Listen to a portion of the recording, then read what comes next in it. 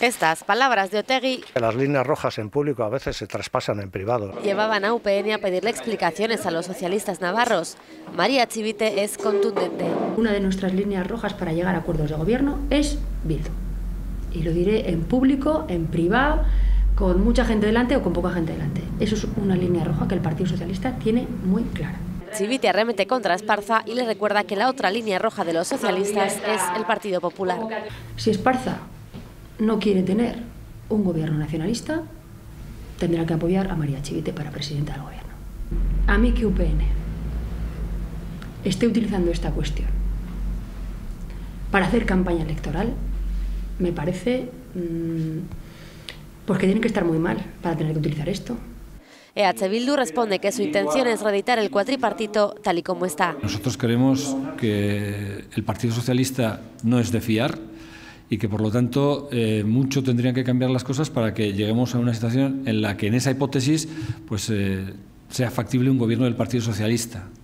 Y, desde luego, lo que no vamos a aceptar nunca, que alguien haga un veto. O sea, quien vete a Euskal Herria Bildu nunca podrá contar con sus votos. Y aclara que las conversaciones con el PSOE han sido en el Congreso.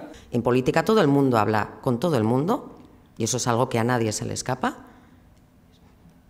Y creo que nuestra diputada Marian Beitialarrangoitia y el propio Arnaldo Otegi se han referido estos días a esas conversaciones que hayan podido existir a la hora de favorecer la aprobación de estos decretos. Las elecciones están cada vez más cerca y los partidos políticos van tomando posiciones.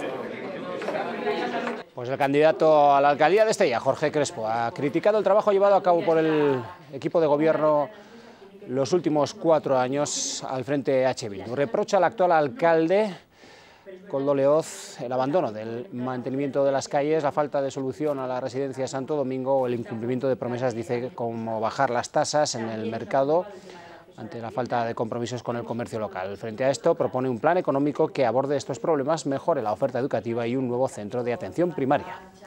De energía contribuye.